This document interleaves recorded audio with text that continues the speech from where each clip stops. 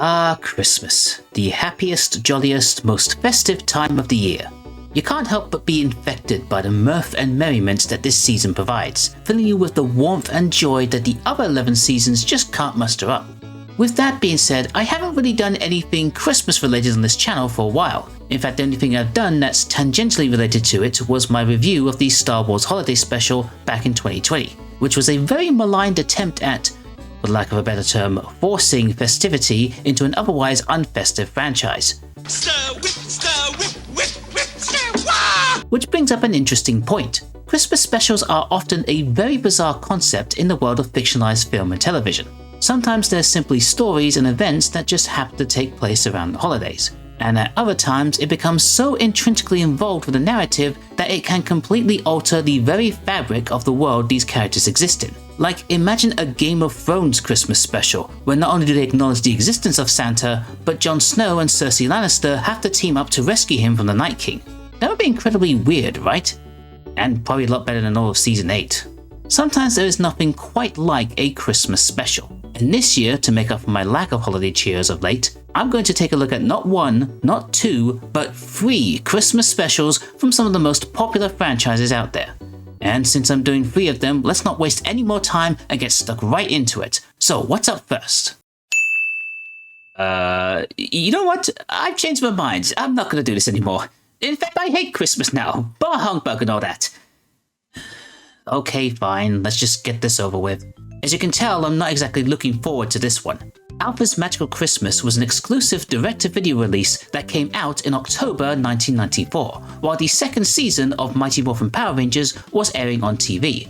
It was the first Christmas special that the franchise ever did, and the only one that is non-canon to the events of the main show, which might be a good thing considering the implications that come from this. As you might have surmised, this special focuses on Alpha 5, the quirky robotic friend of the Rangers, and was an attempt to boost his popularity with the fans. I don't know if this was really necessary. He was already a very well-liked character, and as you'll soon see, this special didn't exactly help. Alpha talks to the audience directly, while the cameraman has apparently already gotten to the eggnog, as he tells us about what happened to him that very day. It's Christmas Eve, and Alpha is feeling very lonely without the Power Rangers, as they are up at the North Pole helping Santa get ready to deliver gifts to the kids that night. Yeah, Santa does actually have a physical presence in this universe, and has had more than a few run-ins with the Power Rangers, even outside of this non-canon special. Alpha decides to cheer himself up by putting up a few decorations all over the command center. But Alpha, you don't have a Christmas tree. I know, but the rest of my decorations are wonderful. See? Oh, and he apparently now has magic all of a sudden, one that is specifically tied into creating more Christmas decorations. It would certainly explain how he got those lights on the outside of the command center. Unfortunately, Alpha is still feeling very lonely, so Zordon, the big weird head in the tube, provides Alpha with a special gift of his own, as with the press of a button, little children from around the world are teleported into the command center. Wait, did Zordon just kidnap a bunch of kids for Alpha to play with? Yes, technically he said he made arrangements, but these kids were suddenly teleported out of their homes in the middle of the night without any warning. Their parents must be freaking out right now. Throughout the special, Alpha and the kids sing a bunch of classic Christmas carols. They don't sound particularly great and can be overbearing to listen to at times, though that might just be the audio quality of the video I got from YouTube. Unfortunately, the majority of the special is taken up by these songs, making the overall plot very light on content. Basically, it's just Alpha suggesting something for them to do, and then they do it while the next song plays. Making some Christmas decorations leads into Deck the Halls. Making cookies leads into Good King Wenceslas. Somebody mentioned bells? Let's sing Jingle Bells. Any excuse to shove in another Christmas carol to fill our time. And it just becomes so boring. Yummy!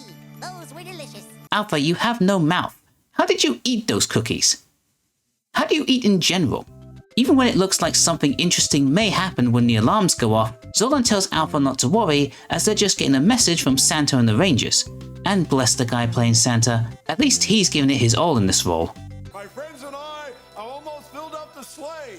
Soon I'll be calling out my reindeer and fly up, up and away. During one of the songs, we get a montage of clips from the show which have absolutely nothing to do with Christmas. Also, this is technically being shown on the viewing globe, so do these kids now know who the Power Rangers really are? Man, Bulk and Skull must be pissed. They spend an entire season trying to figure out their secret identities, and Zordon just freely gives it away to some random children? There's also some massive continuity errors here. Tommy is shown as the White Ranger in the montage, while earlier with Santa, he had the Green Ranger powers, even though he had lost them in the show by the time this video was released. Even more confusing is that Adam, Rocky, and Aisha didn't debut on the show until weeks after its release. So any kids watching it immediately were probably thinking, who the hell are these guys? Where's Jason, Zach, and Trini? And what's this about a peace conference? Sadly, the time has come for the kids to go home, but instead of simply teleporting them back, Zordon and Alpha lead them through a magic portal. Why can't you just teleport them back? Are the Christmas lights putting a massive drain on your control panels or something? As they leave, they sing Silent Night, which becomes unintentionally funny when you remember that this show tries to avoid any religious connotations, but features a song where the kids literally sing about Jesus Christ.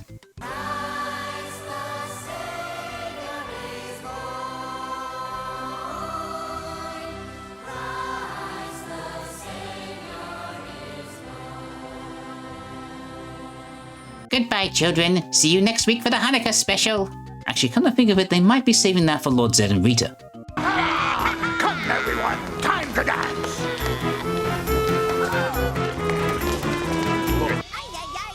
alarm! There's no need to be alarmed, Alpha.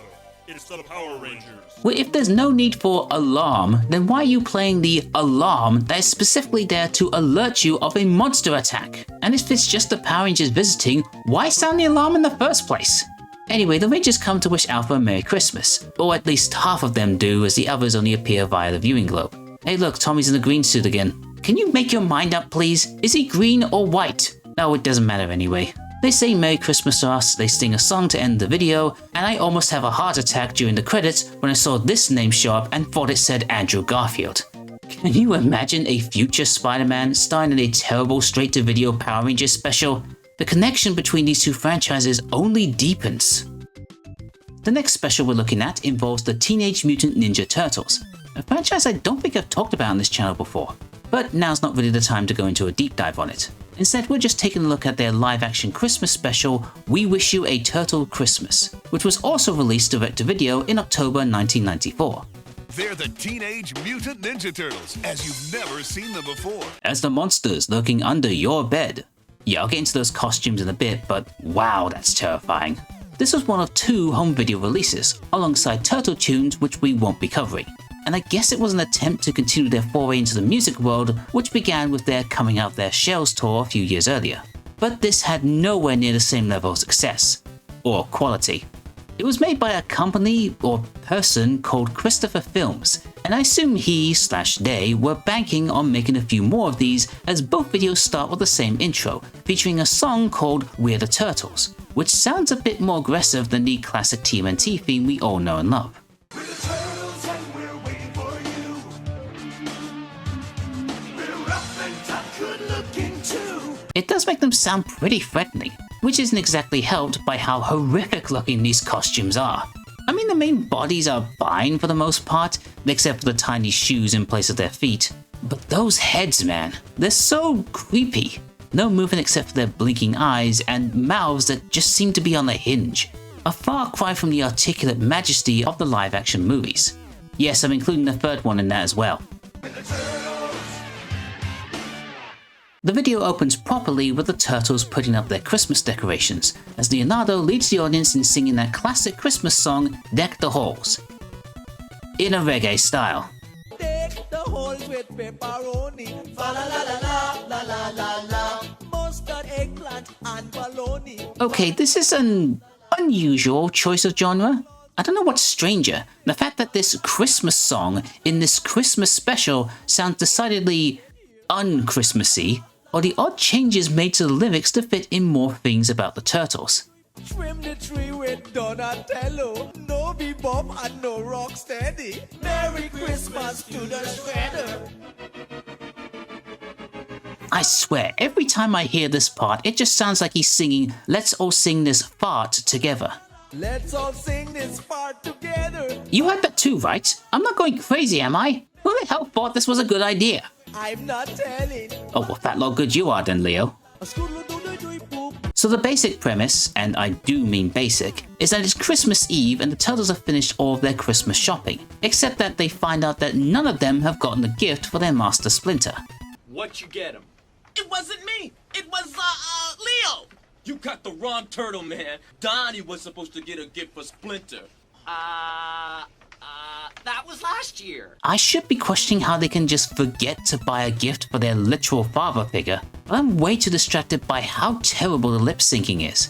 There are times when you can hear them talking but their mouths are closed, and times where their mouths keep moving even after their line is finished. You got the wrong turtle, man. I got presents for the kids. Donnie was supposed to get a gift for Splinter. I mean, the movies weren't exactly perfect doing this either, but they were never this incompetent. It doesn't help that all of their voices sound so similar that it's hard to know which one of them is talking sometimes.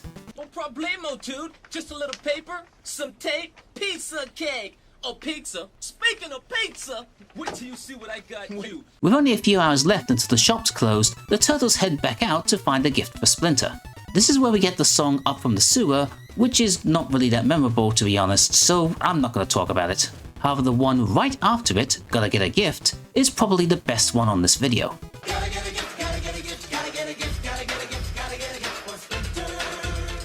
It's catchy, it's got a good beat, it has a style reminiscent of the musical Stomp. As the kids would say, it absolutely slaps. Although I'm not too sure about this particular lyric. How about a set of golf clubs? Splinter's not athletic. What do you mean he's not athletic? Didn't he teach you guys how to be ninjas?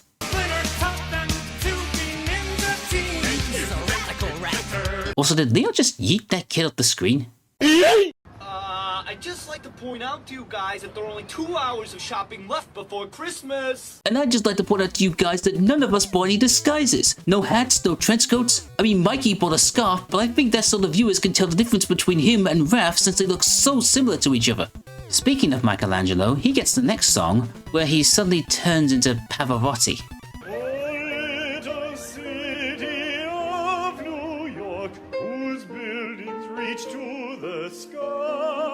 And apparently he does this sort of thing regularly. Turning into that opera guy again.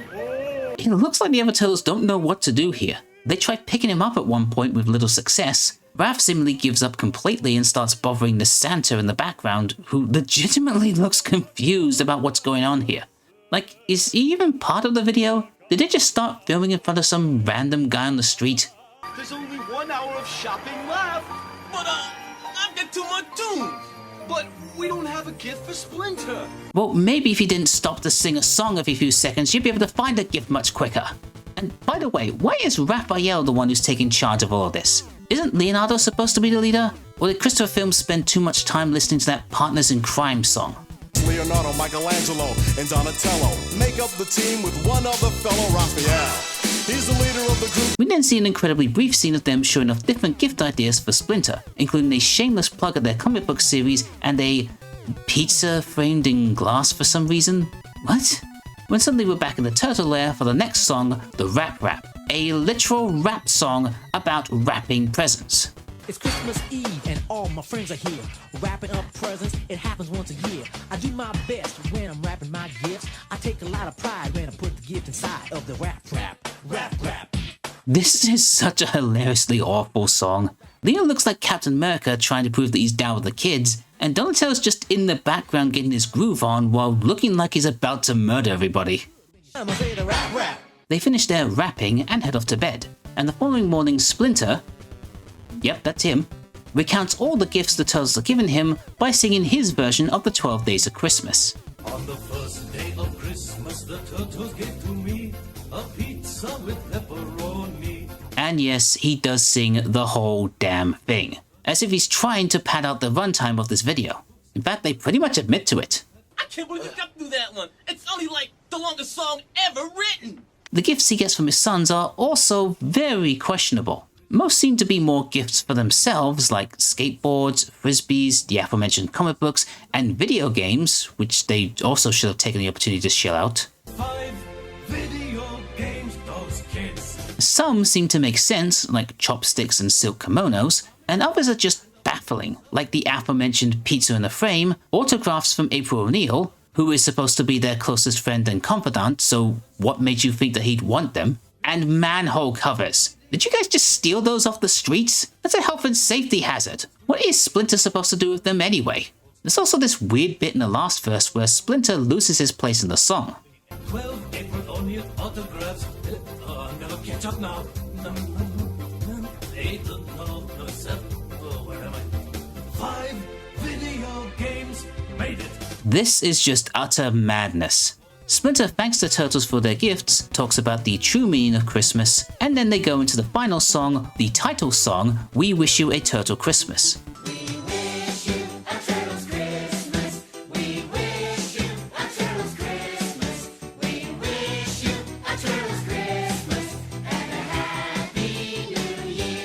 And yeah, I don't know what these kids are doing here in the sewers with them, but they seem to be having more fun than the ones in the Alpha special. Especially this girl at the front. She is really giving it her all. She's doing jazz hands and everything.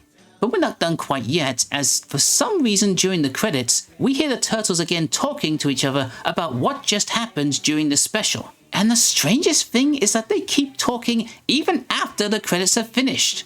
Hey, that was some Christmas tree though, wasn't it? Oh man, it was like totally awesome! And what was with that pair of sneakers you got me? They were a little too small for my feet, and I only have 3 toes, thank you very much. Oh, come on, man. I'm trying to do the best I can. Was this supposed to be at the beginning of the credits, but someone messed up and put it in like halfway through? Well, given the truly haphazard way this whole video was put together, it wouldn't surprise me in the slightest. I don't believe you guys! The third and final special we'll be looking at today is Sonic Christmas Blast. Not Sonic's Christmas Blast, Sonic Christmas Blast, which first aired on TV in November 1996. Or at least this one came out closer to the month it was meant to be celebrating. What's with you two coming out in October? That's the scary month. It was originally meant to be called an extremely Sonic Christmas and would have helped to promote the Sega Saturn game Sonic X-Treme. But when that was cancelled, they changed the name to tie in with the game that was releasing around that time, Sonic 3D Blast. It's also technically considered to be the series finale to the TV show Adventures of Sonic the Hedgehog, which was a weird, fast-paced Looney Tunes style cartoon that is probably remembered better nowadays for the abundance of memes it has generated and its frivolous use in many a YouTube poop. Snooping as usual, I see. Maybe I'll take a look at the series itself somewhere down the road, but for now, let's just begin with how it all ended. But here's a surprise for you. Unlike the other specials, this one actually has a plot worth talking about, as the citizens of Robotropolis gather in the center of town to receive a very special message from none other than Santa Claus. It is with mixed feelings that I come before you today to announce my retirement. Your what? I proudly introduce my replacement, your friend and mine, Robotnik Claus! So yes, this is obviously an evil scheme from Robotnik, who plans on taking over Christmas. Wait, why are those two dressed up like Team Rocket? Anyway, his Yuletide reign of terror begins by having children sit on his lap so they can tell him what they'll be getting him for Christmas. This goes about as well as you think. And what do you plan to give Robotnik Claus for Christmas? Me? Give you? No, a helper elf grounder. Yes, you'll marry you. Oh god, that's a flattering angle. Since that didn't work, he throws the kids in jail and has his robots just steal everything in town, including the buildings themselves.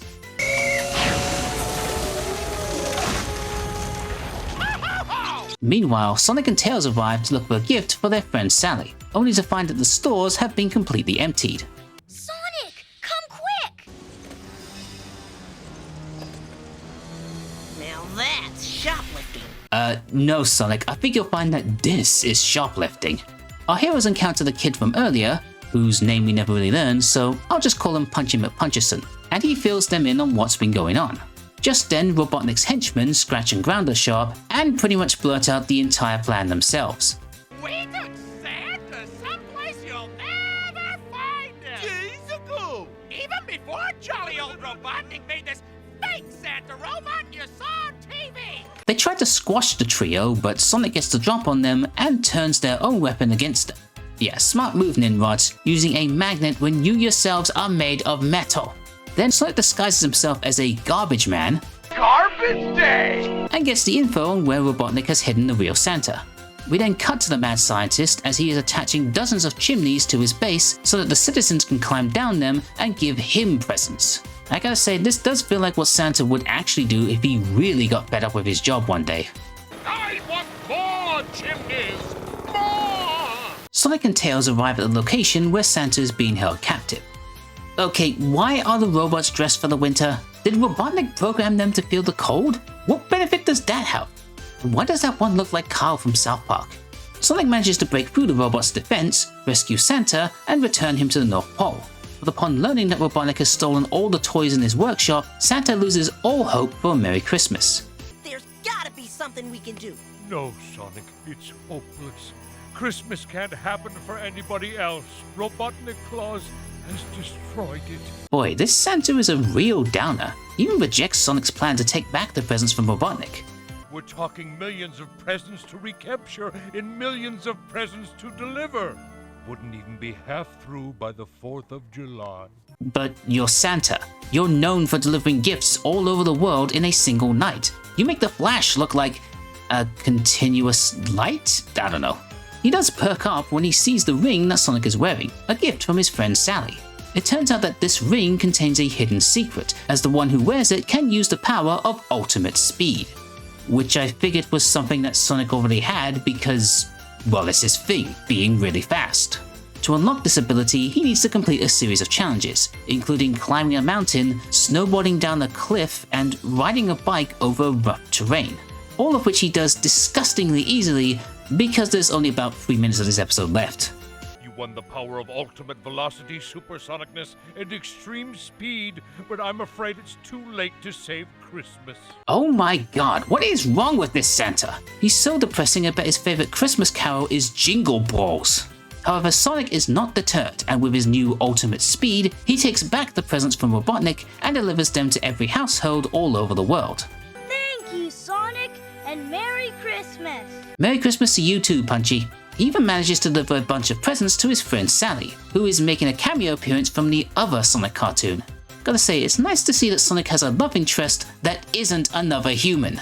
Although it's ironic considering that early designs for the character depicted him with a human girlfriend. Santa is overjoyed at Sonic's success in saving Christmas, so much so that he makes a big announcement. I'm impressed, really impressed. In fact, I think that Robot Santa was right. It's time for me to retire and turn my job over to you. Me? That's right, Santa actually does retire and hands his job over to Sonic.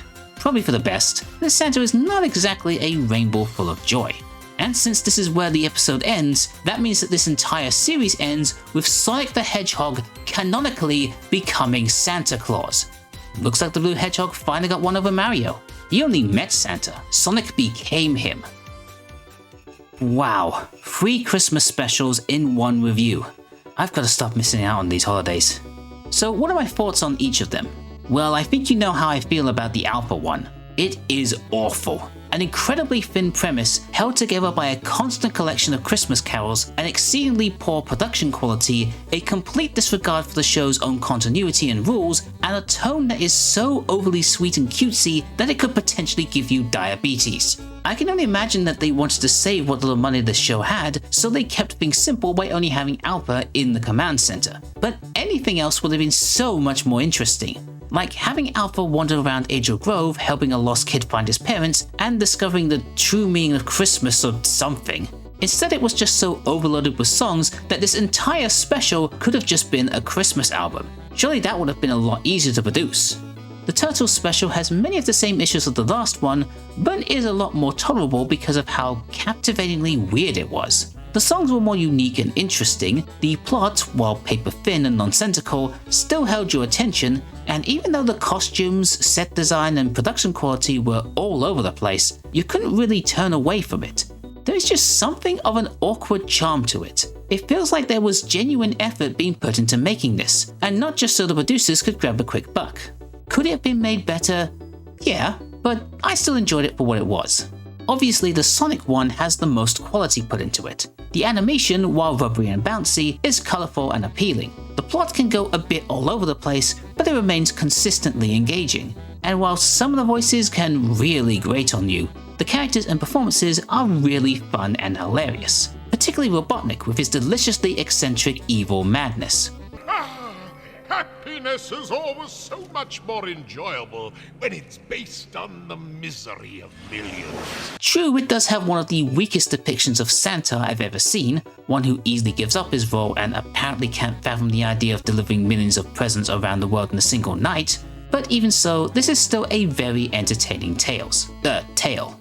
So there you go, 3 festive-themed specials from 3 very popular franchises. And while they all may vary in quality, truth be told, I can't really hate any of them. The Sonic one is cartoony goodness, the Turtle special can get your toes tapping from time to time, and even Alpha's Magical Christmas has a soothing quality to it. In fact, now that I think about it, literally I'm thinking about it just now as I'm writing this, all of these shows together make for the perfect Christmas day.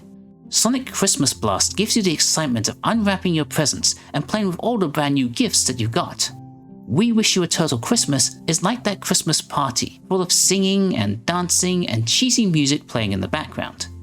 And Alpha's Magical Christmas is like those final hours of the day, when the merriment has died down and you're sat on the sofa, full of Christmas dinner, surrounded by your loved ones with a roaring fire keeping you nice and toasty. You know what? That sounds like a pretty good Christmas to me. And as cheesy and as saccharine as this may sound, I hope that all of you get that same kind of feeling this year and for many, many years to come. Have a happy new year, Steven. Thanks, Alpha. Same to you.